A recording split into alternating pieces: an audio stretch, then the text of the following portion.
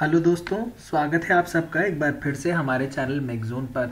आज हम लोग अपना डेली इकोनॉमिक्स का ये लेसन यहाँ पर शुरू करेंगे और यहाँ पर भी हम लोग करेंगे 20 अच्छे एमसीक्यूज़ को कवर।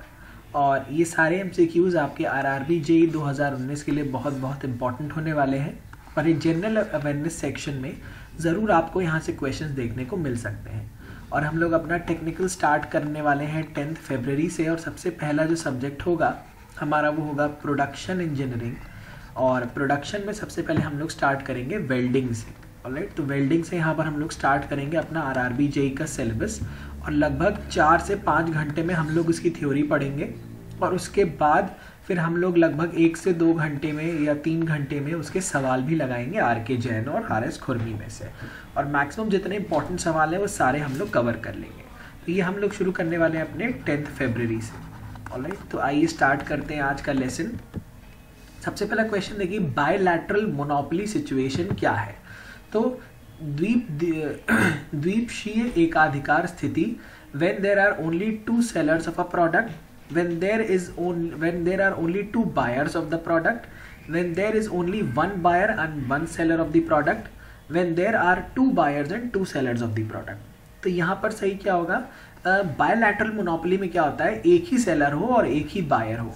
तो यहाँ से ऑप्शन सी सही हो जाएगा। तो ये ऑप्शन सी यहाँ पर सही हो गया। Next, redistribution of income in a country can be brought about through. पहला देखिए, progressive taxation combined with progressive expenditure, progressive taxation with regressive expenditure, regressive taxation with regressive expenditure and regressive taxation with progressive expenditure. तो यहाँ पर जो सही option होगा हमारा that is option A, progressive taxation combined with progressive expenditure. Next, what would you call a system of taxation under which the poorer sections are taxed at higher rates than the richer ones. तो poorer लोगों पे ज़्यादा tax लगाया जाता है rich लोगों के comparison में। तो यहाँ पर जो सही 4 ऑप्शन देखिए, progressive tax, proportional tax, regressive tax और डिग्रेसिव टैक्स। तो यहाँ पर हमारा सही ऑप्शन क्या होगा, दैट इज रिग्रेसिव टैक्स। ठीक है, तो ये हो जाएगा हमारा रिग्रेसिव टैक्स। नेक्स्ट देखिए, which of the following tax systems will help to reduce the economic inequality. निम्नलिखित में से कौन सी कर प्रणाली भारत में आर्थिक असमानताओं को कम करने में मदद करेगी। ऑप्शन देखिए, regressive tax, progressive tax, flat rate tax और नन ऑफ दीज। तो यहाँ पर सही ऑप्शन क्या होगा हमारा, यहाँ पर ऑप्शन होगा option B, that is progressive tax. Next, which among the following is a characteristic of capitalist economy. निम्नलिखित में से कौन सा पूंजीवादी अर्थव्यवस्था की एक विशेषता है। तो ऑप्शन देखिए, minimum government intervention, market forces are highly regulated, it is a socialist system, maximum government intervention. तो यहाँ पर जो सही ऑप्शन होगा वो है हमारा minimum government intervention. Option A सही हो जाएगा यहाँ पर। नेक्स्ट देखिए, the lowering of value of currency relative to a foreign reference currency is called as. किसी विदेशी संदर्भ मुद्रा के सापेक्ष मुद्रा के मूल्य को कम करना डैश कहलाता है। ऑप्शन देखिए, डिवैल्यूएशन, रीवैल्यूएशन, डाउन वैल्यूएशन या फिर नेगेटिव वैल्यूएशन। तो यहाँ पर हमारा सही ऑप्शन क्या होगा, यहाँ पर सही ऑप्शन है हमारा ए, दैट इज डिवैल्यूएशन। इसको हम लोग क्या कहते हैं, डिवैल्यूएशन। नेक्स्ट देखिए, the goods which people consume more when their prices rises because of its exclusive nature and appeal as a status symbol। वह वस्तुएं जिनकी विशेष प्रकृति और स्थिति प्रतीक के रूप में अपील के कारण व्यक्ति उनकी कीमत बढ़ने के बाद उसका इस्तेमाल अधिक करता है, वह कौन सी वस्तुएं कहलाती है। तो यहाँ पर ऑप्शन देखिए, essential goods, capital goods, Veblen goods या गिफन गुड्स। तो यहाँ पर सही ऑप्शन है हमारा वेबलिन गुड्स। ऐसे गुड्स को हम लोग कहते हैं वेबलिन गुड्स। नेक्स्ट देखिए, movement along the supply curve is called as या इज नोन एज। आपूर्ति वक्र के साथ गति को डैश के रूप में जाना जाता है। ऑप्शंस देखते हैं, contraction of supply, expansion of supply, increase of in supply, expansion and contraction of supply. तो यहाँ पर जो हमारा सही ऑप्शन होगा that is option D, expansion and contraction of supply. Next देखिए, the theory of distribution relates to which of the following. वितरण का सिद्धांत निम्नलिखित में से किससे संबंधित है। Option A distribution of assets, option B distribution of only income, C distribution of factor payments, या option D equality in the distribution of income and wealth. तो यहाँ पर सही ऑप्शन क्या है? Option D, equality in the distribution of income and wealth. ये क्या है? हमारा थ्योरी ऑफ डिस्ट्रीब्यूशन से रिलेटेड है। नेक्स्ट देखिए, the concept of joint sector implies cooperation between, संयुक्त क्षेत्र की अवधारणा का अर्थ है डैश और डैश के बीच में सहयोग। Option a public sector and private sector, state government and central government, domestic and foreign companies, या नन ऑफ दीज। तो यहाँ पर हमारा सही ऑप्शन क्या होगा? ऑप्शन ए, पब्लिक सेक्टर और प्राइवेट सेक्टर के बीच में क्या होना चाहिए? कोऑपरेशन। ये कौन कहेगा? Joint sector implies that. Question 11 देखिए, hire and fire is the policy of, hire and fire किसकी नीति है? ऑप्शन ए कैपिटलिज्म, दूसरा सोशलिज्म, सी मिक्स्ड इकोनॉमी, और डी ट्रेडिशनल इकोनॉमी।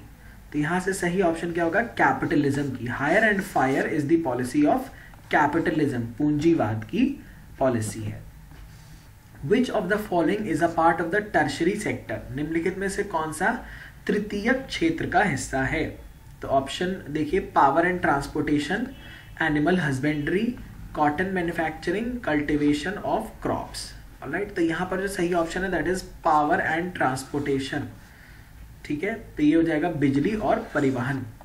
ये हो गया हमारा, it is a part of the tertiary sector. Next question देखिए, a closed economy is one in which, बंद अर्थव्यवस्था वह है जो does not trade with other countries, does not possess any means of international transport, does not have a coastal line, या it is not a member of the UNO. तो यहाँ पर सही ऑप्शन क्या होगा? Does not trade with other countries. Next देखिए, what is the meaning of laissez faire policy, laissez faire policy, अबंधन व्यापार नीति का अर्थ क्या है? तो यहाँ पर ऑप्शंस देखें, fair legislation, control over the trade, withdrawal of some restrictions, या फिर नन ऑफ दीज। तो यहाँ से सही ऑप्शन है हमारा विड्रॉल ऑफ सम रिस्ट्रिक्शंस, कुछ प्रतिबंधियों को वापस लेना। नेक्स्ट देखिए, the demand curve shows that the price and quantity demanded are, मांग वक्र के से पता चलता है कि मांग की गई कीमत और मात्रा क्या है। पहला, directly related only, directly proportional and also directly related, inversely proportional and also inversely related, inversely related only. तो यहाँ पर सही ऑप्शन क्या है? Inversely proportional and also inversely related. विपरीत अनुपातिक और विपरीत रूप में संबंधित हैं ये दोनों हमारी क्या क्या चीजें? Demand, price and quantity of demand. तो यहाँ देखिए, अब which among the following is a direct tax, इन निम्नलिखित में से कौन सा प्रत्यक्ष कर है? वेल्थ टैक्स हो गया, एक्साइज टैक्स, सेल्स टैक्स, या एंटरटेनमेंट टैक्स। तो हमारा वेल्थ टैक्स जो है वो डायरेक्ट टैक्स है। ठीक है, borne entirely by the entity that pays it and it can not be passed on to another entity, दूसरे पर ट्रांसफर नहीं कर सकते। अगला देखिए, the sales tax is an example of, बिक्री कर किसका उदाहरण है? पहला कॉर्पोरेट टैक्स, दूसरा direct tax, indirect tax, welfare tax. तो ये हमारा इनडायरेक्ट टैक्स का एक एग्जाम्पल है। नेक्स्ट देखें, who is the chairman of 15th finance commission, 15वें वित्त आयोग के अध्यक्ष कौन है? शशिकांत दास, अशोक लहरी, अनूप सिंह, या एनके सिंह। तो यहाँ है Shri NK Singh is the chairman of 15th finance commission. ये हो गए। नेक्स्ट देखिए, in which of the following tax impact of tax and incidence of tax is on same person, निम्नलिखित में से किस कर में कर का प्रभाव और कर भार एक ही व्यक्ति पर पड़ता है? तो ऑप्शन देखिए, sales tax, excise tax, corporation tax, entertainment tax. तो यहाँ सही ऑप्शन है option C, that is corporation tax. D देखिए, अगला क्वेश्चन देखिए, the value added tax VAT was introduced in the Indian taxation system in the year, कब ये introduce हुआ था? सन 2000 में, 2004 में, 5 में, या नन ऑफ द अबव। तो ये हुआ था 2005 में। वैट का फुल फॉर्म होता है वैल्यू एडेड टैक्स। ठीक है, 1 अप्रैल 2005 से हुआ था। नेक्स्ट देखिए, यहाँ पर नेक्स्ट देखिए, taxes are called as regressive when, कर को प्रतिगामी कब कहा जाता है? More burden on poor as compare to rich, it causes some burden on rich and poor, less burden on poor as compare to rich, none of these. तो यहाँ more burden on poor as compare to rich, ये question हम लोग कर ही चुके हैं। तो इसी के साथ हमारा ये वाला लेसन आज फिनिश होता है। आई होप कि जितने MCQs हम लोगों ने यहाँ पर डिस्कस किए हैं आप उन्हें नोट डाउन ज़रूर करेंगे। और हमारा 9 बजे लेक्चर आएगा एक लाइव, और उसके बाद 9:30 बजे आएगा, उनको आप ज़रूर देखिएगा और मैक्सिमम से मैक्सिमम शेयर करते रहिए अपने दोस्तों और कोलीग्स के साथ। और रजिस्टर ज़रूर कर लीजिए हमारी टेस्ट सीरीज़ के लिए। एक सिंपल सा रजिस्ट्रेशन है अभी, उसके बाद हम लोग टेस्ट सीरीज़ अपनी लॉन्च करने वाले हैं। और वो टेस्ट सीरीज CBT 1 के लिए होगी, RRB JEE के लिए, जो कि सभी लोग ऑप्ट कर सकते हैं और बहुत कम रेट्स में हम लोग यहाँ पर टेस्ट सीरीज आपके लिए लाने वाले हैं। So thank you so much for watching.